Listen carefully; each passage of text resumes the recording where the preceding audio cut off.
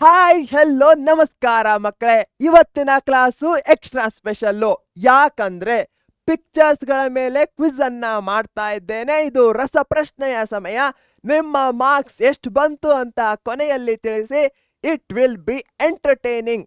ಇಲ್ಲಿ ಜನರಿದ್ದಾರೆ, ಇಲ್ಲಿ ಪ್ಲೇಸಸ್ಗಳಿವೆ, ಇವೆಂಟ್ಸ್ಗಳಿವೆ, ಸ್ಪೈಸಸ್ಗಳಿವೆ, ಎಲ್ಲ ಸಹ ಇದೆ. Let's start. ಮೊದಲನೇದು, ಇಂಡಿಯಾ ಮತ್ತೆ ಯುರೋಪ್ನ ನಡುವೆ ಈ ಕಾಲದಲ್ಲಿ ವ್ಯಾಪಾರ, ಹಿಂದಿನ ಕಾಲದಲ್ಲಿ ವ್ಯಾಪಾರ ಆಗ್ತಾ ಇತ್ತು.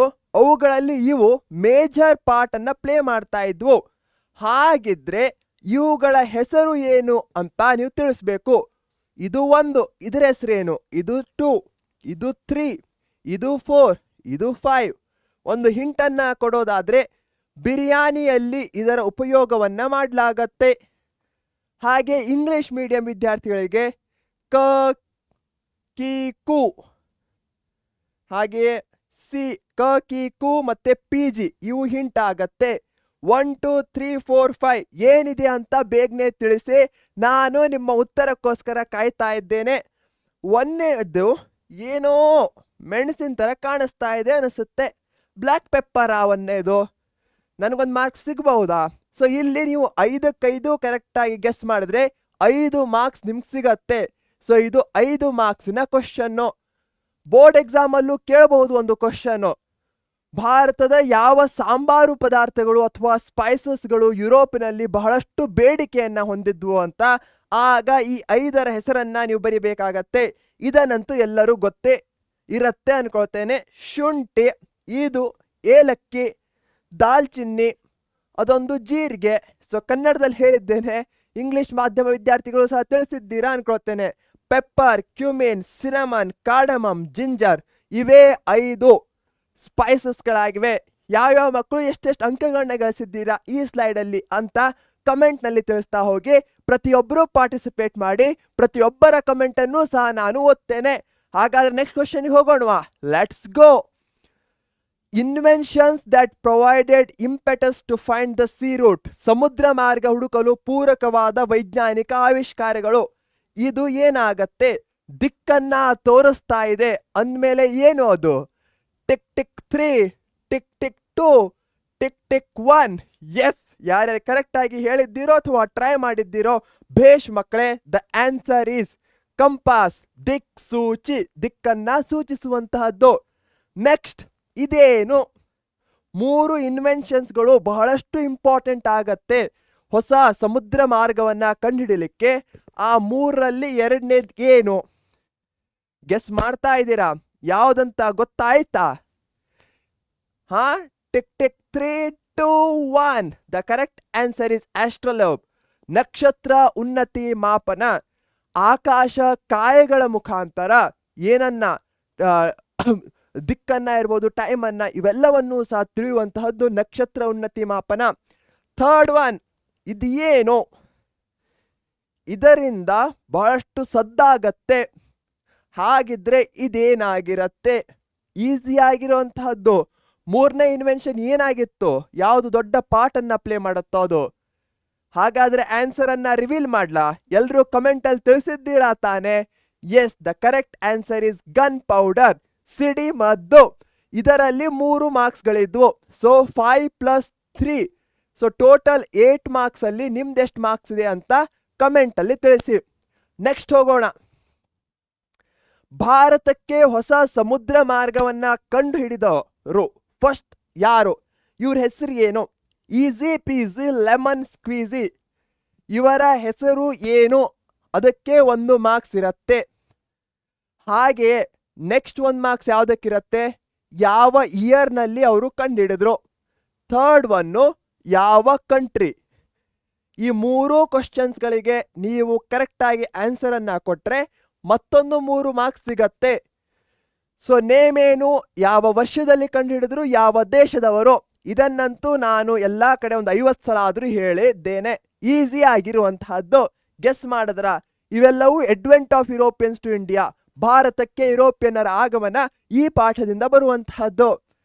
ಎಸ್, ವಾಸ್ಕೋ ಡ ಗಾಮ ಪೋರ್ಚುಗಲ್ಲಿನವರು 1498 ಅಲ್ಲಿ ಕಂಡುಹಿಡಿತಾರೆ. 3ಕ್ಕೆ 3 ಕರೆಕ್ಟ್ ಆದ್ರೆ ನಿಮಗೆ 3 ಮಾರ್ಕ್ಸ್ ಸಿಗತ್ತೆ. ಸೊ ಟೋಟಲ್ 11 ಮಾರ್ಕ್ಸಿನ ಕ್ವಶನ್ಸ್ಗಳನ್ನ ನಾನು ಕೇಳಿದ್ದೇನೆ. ಇದರಲ್ಲಿ ನಿಮ್ಮ ಮಾರ್ಕ್ಸ್ ಎಷ್ಟಿದೆ ಅಂತ ತಿಳಿಸ್ತಾ ಹೋಗಿ. ನನಗಂತೂ ಈ ಕ್ವಿಜ್ ಅನ್ನ ನಡೆಸಲಿಕ್ಕೆ ಬಹಳಷ್ಟು ಖುಷಿ ಆಗ್ತಾ ಇದೆ. ಐ ಆಮ್ ವೆರಿ ಎಕ್ಸೈಟೆಡ್ ಅಂತ ಹೇಳ್ಬಹುದು. Next, a new sea route to India.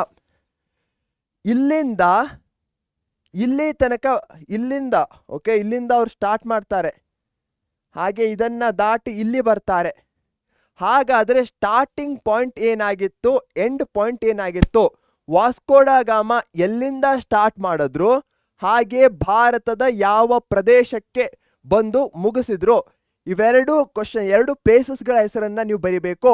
ಒಂದು ಹಿಂಟನ್ನ ಕೊಡೋದಾದ್ರೆ, ಇದು ಪೋರ್ಚುಗಲ್ಲಿನ ರಾಜಧಾನಿಯಿಂದ ಸ್ಟಾರ್ಟ್ ಆಗತ್ತೆ, ಮತ್ತೊಂದು ಭಾರತದ ಸಮುದ್ರ ತೀರದ ಹತ್ತಿರ ಬರುತ್ತೆ. ಹಾಗಾದ್ರೆ ಯಾವ ಪ್ಲೇಸ್ ಅದು? ತಿಳಿತಾ ಇದೆಯಾ? ಗೆಸ್ ಮಾಡಿದ್ರ? ಇದಕ್ಕೆ 2 ಮಾರ್ಕ್ಸ್ ಇದೆ. ಸೊ 11 + 2 ಅಂತ ಹೇಳ್ಬೋದು. ಟೋಟಲ್ 13 ಮಾರ್ಕ್ಸ್ ಇಲ್ಲಿ ತನಕ ಆಗಿರುವಂತಹದ್ದು. Tick tick 3 2 1 let's go. Lisbon ನಿಂದ ಕಾಪಡ್. ಸೊ ಪೋರ್ಚುಗಲ್ಲಿನ ರಾಜಧಾನಿ ಲಿಸ್ಬನ್ ನಿಂದ ಕಾಪಡ್ ವರೆಗೆ ಬರ್ತಾರೆ. ಇವೇ ಆ 2 ಪ್ಲೇಸಸ್ಗಳಾಗಿವೆ.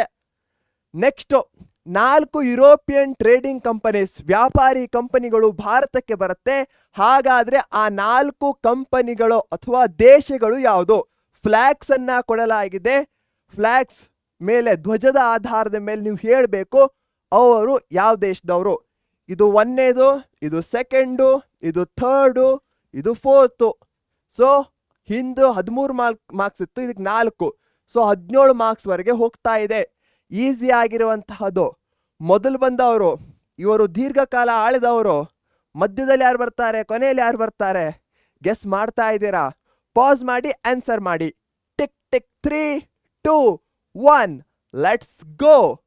ಪೋರ್ಚುಗೀಸ್, ಡಚ್, ಇಂಗ್ಲಿಷ್, ಫ್ರೆಂಚ್ ಇವೇ ಆ 4 ಯುರೋಪಿಯನ್ ವ್ಯಾಪಾರಿ ಕಂಪನೀಸ್ಗಳಾಗಿವೆ. 17ರಲ್ಲಿ ನಿಮ್ಮ ಮಾರ್ಕ್ಸ್ ಎಷ್ಟಿದೆ ಅಂತ ಕಮೆಂಟ್ ಮಾಡಿ.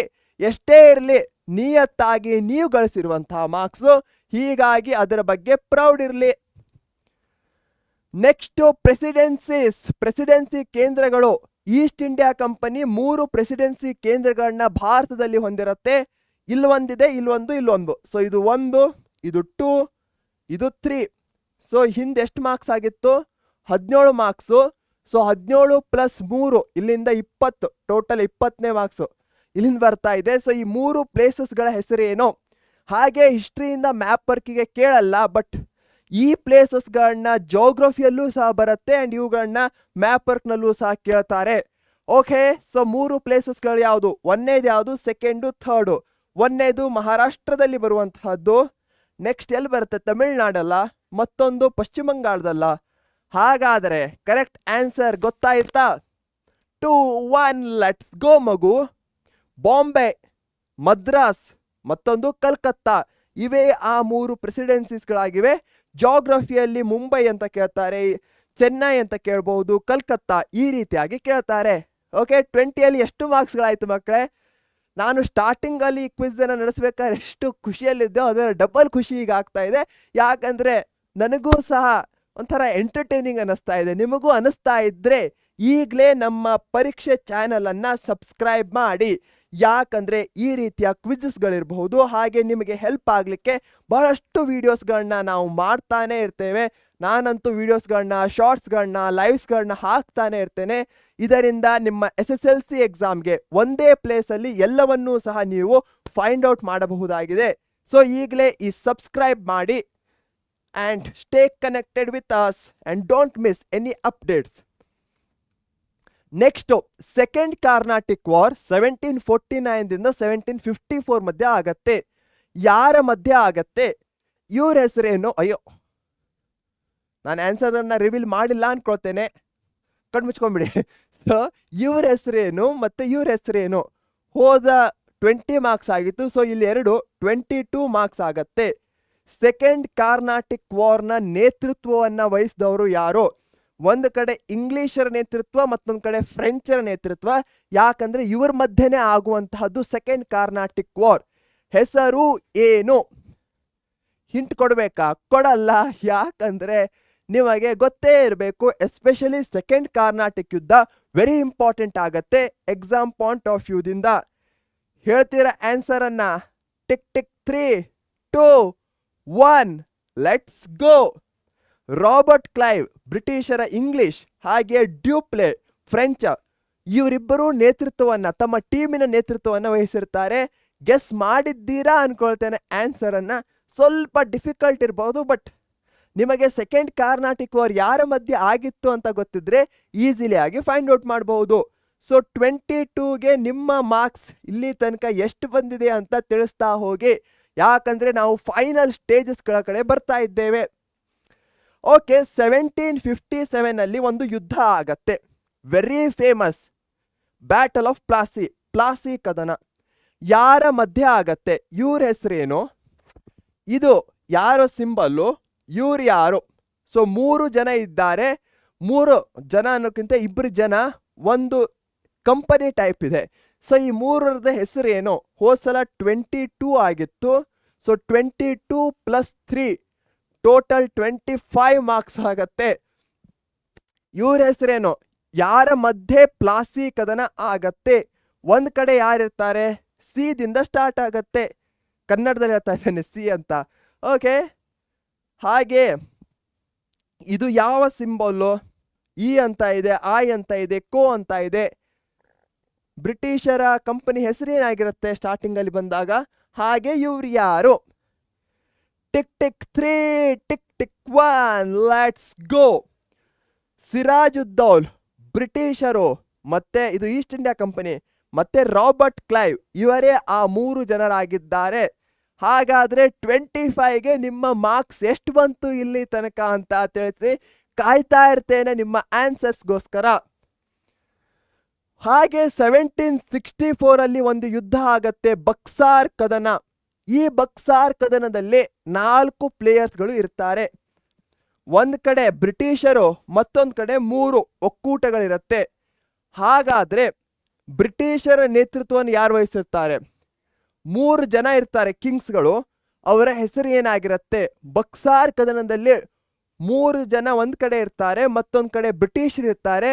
ಬ್ರಿಟಿಷರ ನೇತೃತ್ವವನ್ನು ಯಾರು ವಹಿಸಿರ್ತಾರೆ? ಹಾಗೆ ಮತ್ತೊಂದು 3 ಕಡೆ ಇರುವಂಥವ್ರು ಯಾರು? ಪಾಸ್ ಮಾಡಿ. 1 ಯೂರೋ, 2 ಯೂರೋ, 3 ಯೂರೋ, 4 ಯೂರೋ ಅಂತ ತಿಳಿಸಿ. ಹೋಲ್ ಸ್ಲೈಡ್ನಲ್ಲಿ 25 ಮಾರ್ಕ್ಸ್ ಆಗಿತ್ತು. ಸೊ ಇದು 25 + 4 29 ಮಾರ್ಕ್ಸ್ ಆಗತ್ತೆ. ತಿಳಿಸಿದ್ರಾ ಮಕ್ಕಳೇ ಯಾರು ಅಂತ? Tick tick 3 tick tick 2 tick tick 1 let's go. British ಆರ್ಮಿಯನ್ನ ಹೆಕ್ಟರ್ ಮನ್ರೋ ನೇತೃತ್ವವನ್ನು ವಹಿಸಿರ್ತಾರೆ. ಮುಘಲ್ ಶಾ 2ನೇ ಶಾ ಆಲಂ ಇರ್ತಾರೆ. ಮತ್ತೊಂದು ಕಡೆ ನವಾಬ್ ಆಫ್ ಬೆಂಗಾಲ್ ಮೀರ್ ಕಾಸಿಂ ಇರ್ತಾರೆ. ಅವಧ್ನ ನವಾಬ್ ಶುಜ್ ಉದ್ ದೌಲ್ ಇರ್ತಾರೆ. ಬ್ರಿಟಿಷರು ಇಲ್ಲಿ ಗೆಲ್ತಾರೆ. ಹಾಗೆ ಈ 3 ಒಕ್ಕೂಟ ಏನಿರುತ್ತೆ ಅದು ಸೋಲನ್ನ ಒಪ್ಪತ್ತೆ. 4 ಕರೆಕ್ಟ್ ಆಗಿ ನೀವು ಆನ್ಸರ್ ಮಾಡಿದ್ರಾ? ಹಾಗಿದ್ರೆ ಭೇಷ್. ಟ್ರೈ ಮಾಡಿದ್ರೆ ಅದಕ್ಕೂ ಸೂಪರ್ ಬೇಷ್. ಯಾಕಂದ್ರೆ ನಾನು ನಿಮಗೆ ಪ್ರೌಡ್ ಆಗಿದ್ದೇನೆ. ಸೊ ಇದು ನನ್ನ ಸ್ಟಾರ್ ನಿಮಗೋಸ್ಕರ. Doctrine of lapse policy as a political weapon, ರಾಜಕೀಯ ಅಸ್ತ್ರವಾಗಿ ದತ್ತು ಮಕ್ಕಳಿಗೆ ಹಕ್ಕಿಲ್ಲ ನೀತಿಯನ್ನು ಬಳಸಲಾಗತ್ತೆ. ಇಲ್ಲಿ ಒಬ್ಬ ರಾಣಿ ಇದ್ದಾರೆ. ಈ ರಾಣಿಯ ಕಿಂಗ್ಡಮ್ ಅನ್ನು ಸಹ ಬ್ರಿಟಿಷರು ಆಕ್ಯುಪೈ ಮಾಡ್ತಾರೆ. ಆ ಕಿಂಗ್ಡಮ್ನ ಹೆಸರೇನು? ಸೊ ಇಲ್ಲಿ ಬರುವಂತಹ ಇವರ ರಾಜ್ಯದ ಹೆಸರು ಏನು? ಓಕೆ, ಇವರು ರಾಣಿ ಲಕ್ಷ್ಮೀಬಾಯಿ ಆಗ್ತಾರೆ. ರಾಣಿ ಲಕ್ಷ್ಮೀಬಾಯಿ ಯಾವ ರಾಜ್ಯವನ್ನ ಆಳ್ತಾ ಇರ್ತಾರೆ ಅಥವಾ ಪ್ರಾಂತ್ಯವನ್ನ ಆಳ್ತಾ ಇರ್ತಾರೆ? Easy peasy lemon squeezy. Tick tick 0.50. Yes, the correct answer is Jhansi. ಎಷ್ಟಾಗಿತ್ತು ಮಾರ್ಕ್ಸು? 29 ಆಗಿತ್ತು. ಇಲ್ಲಿ ಒಂದು 30 ಮಾರ್ಕ್ಸ್ ಆಯಿತು. ಗ್ರೇಟ್. ಮತ್ತೊಂದು ಕ್ವಶನ್ನು. 3ನೇ ಆಂಗ್ಲೋ ಮರಾಠ ಯುದ್ಧದ ನಂತರ ಪ್ರತಾಪ ಸಿಂಹನವರು ನೇತೃತ್ವವನ್ನು ವಹಿಸ್ತಾರೆ. ಇವರು ಶಿವಾಜಿಯ ವಂಶಸ್ಥ ಡಿಸೆಂಡೆಂಟ್ ಆಗಿರ್ತಾರೆ. ಟ್ರೆಡಿಷನಲ್ ಲೀಡರ್ ಆಫ್ ಮರಾಠ ಆಗ್ತಾರೆ. ಇವರು ಯಾವ ಪ್ಲೇಸ್ನಲ್ಲಿ ಬರ್ತಾರೆ? ಮಹಾರಾಷ್ಟ್ರದ ಯಾವ ಪ್ಲೇಸ್ನಲ್ಲಿ ಇವರು ಟ್ರೆಡಿಷನಲ್ ಲೀಡರ್ ಆಫ್ ಮರಾಠ ಆಗ್ತಾರೆ? ಆ ಪ್ಲೇಸಿನ ಹೆಸರೇನು? ಆ ಸ್ಥಳದ ಹೆಸರೇನು?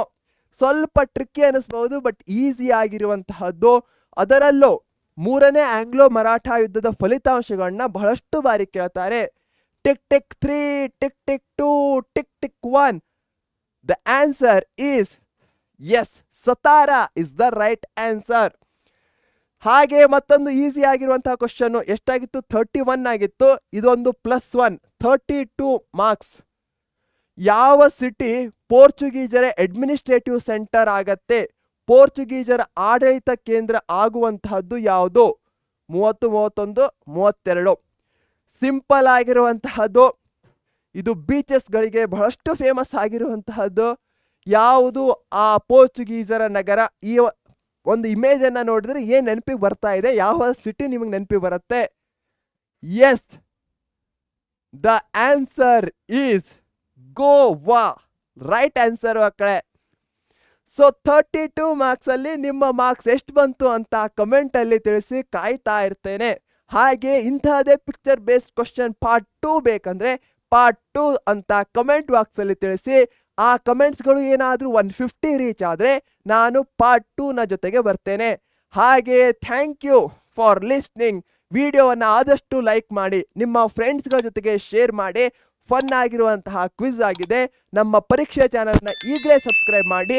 ನನ್ನನ್ನು ಪದೇ ಪದೇ ನೋಡಬೇಕಂದ್ರೆ ಇದೇ ನೋಟ್ನಲ್ಲಿ ಬಾಯ್ ಅಂತ ಹೇಳೋ ಸಮಯ. Take care. Thank you.